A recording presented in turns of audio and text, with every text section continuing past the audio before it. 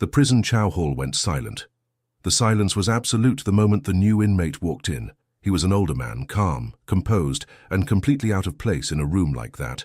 That was all gang leader Tommy the Bull Richardson needed to see before flashing that sadistic grin. "Well, look at that, Grandpa," he said, stepping into his path. "You get lost on the way back to the nursing home?" The other inmates burst out laughing. The old man did not laugh. He simply stood there, eyes fixed forward, breathing slow and steady. Then, with one single unexpected motion, the metal tray flew. The gang leader hit the floor, and the laughter died instantly. No one in that room knew it yet, but the man they were mocking was not just another prisoner. He was a retired kung fu master, with a past that could have broken every bone in that hall. Stay with this story until the end, because what happened next made even the correctional officers freeze. Before we dive in, you already know what to do. Like this video, subscribe, and tell me in the comments where you're watching from. That helps this story reach more people. Now let's get into it, because things are about to get serious. The steel doors of Riverside State Penitentiary slammed shut with a boom that rolled through the corridors like thunder. It is the kind of sound that breaks a man's spirit before he ever sees his first cell. But when 72-year-old Samuel Washington heard that final metallic click, his expression did not change. His time-worn hands stayed steady, his shoulders square, despite the orange prison jumpsuit hanging loosely off his thin frame. The intake officer barely looked at the paperwork. Just another old man in the system. A white-collar charge that had finally caught up with him. Nothing threatening. Just another number. But if that officer had really looked, he would have seen something different in Samuel. The way he moved with purpose, even in handcuffs. The way his eyes took in every detail of the environment. And most of all, the way his breathing stayed controlled and measured, even inside one of the most violent prisons in the state. Samuel had been a free man for 72 years. He had taught martial arts for more than 4 decades. He had owned 3 dojos and trained everyone from frightened teenagers to seasoned police officers. He had lived a disciplined life, built on respect and honor. Now, he was inmate number 847291, and the next 5 years would be spent behind those walls. Samuel's housing block was ruled by a man who was the law inside it, Tommy the Bull Richardson, a giant standing nearly 6'6", pure intimidation. His gang moved with the confidence of men who believed they owned the place. Tommy built his empire through fear and violence. He decided who ate and who went hungry. The guards looked the other way because Tommy's brutal control meant less work for them. When word spread that fresh meat had arrived, Tommy was immediately interested. A new inmate was another chance to reinforce his dominance. The first time Tommy saw Samuel, he laughed.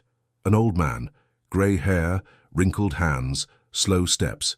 Easy target. To Tommy, it looked like a gift. Samuel's first night was quiet.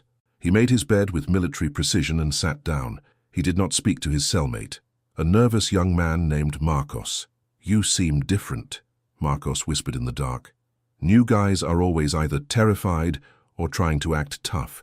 You're just calm." Samuel closed his book. "Fear and anger cloud judgment," he said softly. "Clarity comes from stillness and discipline." Marcos did not fully understand, but something in the old man's voice made him feel safer than he had in months. The next morning brought Samuel's first test, breakfast in the chow hall, and Tommy was waiting. He stood with his crew near the entrance in a blatant show of power. Samuel walked in carrying himself with the same dignity as before. He picked up his tray, his eyes scanning the room not with fear, but with the sharpened awareness of a man who had spent decades teaching self-defense. The food, as expected, was awful. He took what they gave him and began looking for a place to sit. That was the opening Tommy had been waiting for. "Well, boys," Tommy's voice boomed, silencing the room. "Looks like Grandpa picked the wrong block." Samuel kept walking. His tray stayed steady. His expression did not change. He had dealt with bullies before. The rule was simple. Do not show fear, but avoid the fight if you can. Tommy stepped directly in front of him, his massive body blocking the way completely. "I'm talking to you, old man," he hissed, his voice dropping into a threatening growl. "Around here, when somebody talks to you, you answer. That's called respect." Samuel stopped and looked at Tommy calmly. "I heard you," he said simply. "I just have nothing to say." That answer threw Tommy off. The old man had not flinched and he had not attacked. He was standing there completely untouched by the threat. "You got nothing to say," Tommy repeated, louder this time. "I run this block, and everything that happens in here goes through me, including where an old fool like you gets to sit." Samuel remained motionless, his breathing slow and controlled. "I understand," he said quietly. "You're the man in charge. I'm just trying to eat my breakfast." Tommy's face turned red. The old man's calm was humiliating him in front of everyone. Without warning, Tommy shoved Samuel hard in the chest. An old man that size should have gone flying, but Samuel's feet looked rooted to the floor. He absorbed the impact and barely moved. Tommy blinked in disbelief. He had used real force, and the old man had not even staggered. What are you?" But Samuel cut him off with a look that made the gang leader's throat go dry. For one brief moment, Tommy saw something that chilled him to the bone. It felt like staring into the eyes of a resting predator. A kind of uncertainty hit him that he had not felt in 20 years. But Tommy was the king of D-Block, and kings do not back down. "You think you're tough, old man," Tommy snarled. "You think those tired bones can handle what I'm about to do to you?" Samuel answered in a whisper. "I think you should let me eat my breakfast in peace." The chow hall was dead silent.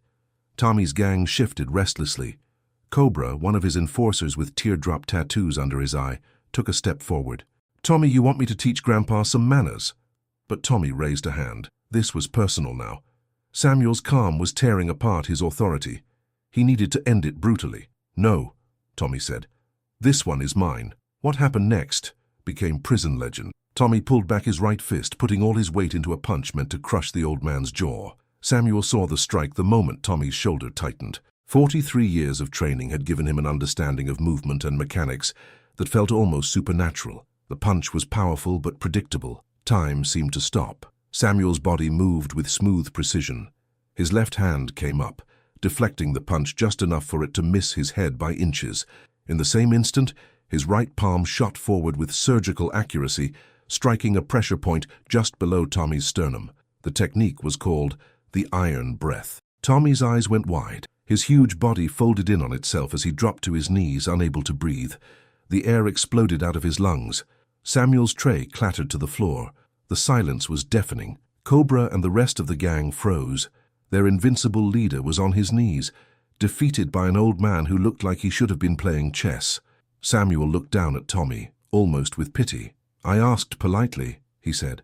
"I only wanted to eat my breakfast." Tommy struggled to stand. His face was burning red with shame.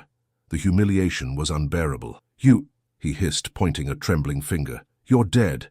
But even as he threatened him, Tommy knew it. His aura of invincibility had been shattered. Samuel picked up his fallen tray and calmly walked back to get another meal. Inmates moved out of his way, staring at him with a mix of fear and respect. The power structure of D-Block had been flipped upside down in 30 seconds. Tommy and his gang pulled back, already planning revenge. The old man had humiliated the king. That meant war. Samuel ate methodically, almost untouched by the storm brewing around him. He knew conflict was now inevitable. When facing a bully, the choice is submission or resistance. Samuel Washington had never been the kind of man to submit. That night, Marcos whispered, "They're saying you're some kind of kung fu master." "I was a teacher for a long time," Samuel said. "What did you teach?" "Discipline, control, how to find strength in stillness." "Tommy's coming after you," Marcos whispered, terrified. "Him and the whole gang." "I know," Samuel said. "You're not scared." "Fear is only information," Samuel replied. "It tells you to prepare. It does not have to control what you do." The next morning arrived with an uneasy stillness. Samuel headed for the showers. He heard footsteps behind him, more than one. Cobra and 2 more thugs blocked the exit. "Tommy wants to see you," Cobra said. "I'm not going anywhere with you," Samuel replied, buttoning his shirt. The first attacker lunged. Samuel pivoted, and his hand struck the man's wrist with surgical precision. The attacker screamed. The second man charged. Samuel slipped under the punch and drove his elbow into the solar plexus. In less than 10 seconds, 2 enforcers were on the ground, gasping for air. "This isn't over," Cobra growled as he backed away. "Tommy's got bigger plans." "Tell him to meet me in the library," Samuel said. In the library, Samuel met Crusher, a giant covered in scars, a muscle-bound hired fighter brought in from another block. Crusher was Tommy's final card to play. "You embarrassed the wrong man," Crusher said. Samuel closed his book. "I take it talking is no longer an option." "Talking time is over, Grandpa." The library erupted into chaos. Crusher attacked first. His fist barely missed. Samuel sidestepped with a movement so smooth it seemed like he had disappeared. His palm slammed into the giant's kidney. Crusher grunted, but kept coming. A second attacker rushed in with a homemade blade. Samuel seized the wrist and snapped the bone with a sharp twist. But Crusher did not stop. He wrapped Samuel in a crushing bear hug, squeezing the air from his lungs. Samuel drove both thumbs into pressure points in the giant's arms, forcing him to let go. Samuel dropped low, slid between Crusher's legs, and toppled the mountain of a man. Before Crusher could react, Samuel was on top of him, hand poised at his throat. "Surrender," Samuel said calmly. Crusher's eyes widened as his breath faded. In that moment, he understood something important. Size meant nothing. "I surrender," he choked out. The correctional officers rushed in. Officer Martinez saw the destruction, the injured men, and the old inmate standing quietly in the center. 48 hours in solitary, Martinez ordered. It was the price of sending a message. The old man had become unstoppable. As Samuel was escorted away, he saw Tommy Richardson. The gang leader's face was a mask of rage and helplessness. His plan had failed. Samuel used his time in solitary to meditate. When he came back out, the prison looked at him with cautious respect. Marcos was waiting for him, pale and shaken. Tommy called in every gang in the prison. 20, maybe 30 men. "He's coming with everything." "I know," Samuel said, and for the first time there was a trace of concern in his eyes. 30 violent men, armed, organized. "I wanted to serve my sentence in peace." "Why don't you ask for protective custody?" "Running does not solve a problem, Marcos. It only moves it somewhere else," Samuel said. "It became my fight the moment I refused to let Tommy spill my coffee." "You really think you can handle 30 guys?" Samuel stared into the distance. "When I was younger, I might have believed I could. Age teaches humility. But sometimes you do not fight to win. Sometimes you fight because it is the right thing to do." The next morning came wrapped in crushing silence. Samuel walked into the chow hall. He could feel the weight of hundreds of eyes. Tommy was there, surrounded by his war alliance, mob guys, the Aryan Brotherhood, and bitter rivals, now united for one purpose. Samuel sat alone at an empty table in the center of the room. The attack came without warning. Tommy gave the slightest nod and chaos was unleashed. What happened next became legend. Samuel moved like water, his body turning with fluid grace. The first attacker's punch hit nothing but air. The second and third men dropped from precise strikes to the solar plexus and the legs. Samuel was not fighting individuals. He was fighting a crowd, using their numbers against them. His movements were poetry, wrapped in violence. Decades of training had prepared him for that moment. Skill against brute force. The riot squad stormed in, but they found something they had never seen before. One calm man standing in the middle of a room filled with defeated attackers. Samuel's jumpsuit was torn, but he was unhurt. Tommy lay unconscious. His grand alliance had been destroyed. The king of D-Block had been dethroned by a 72-year-old man who simply refused to be intimidated. In the weeks that followed, Samuel Washington became a legend at Riverside.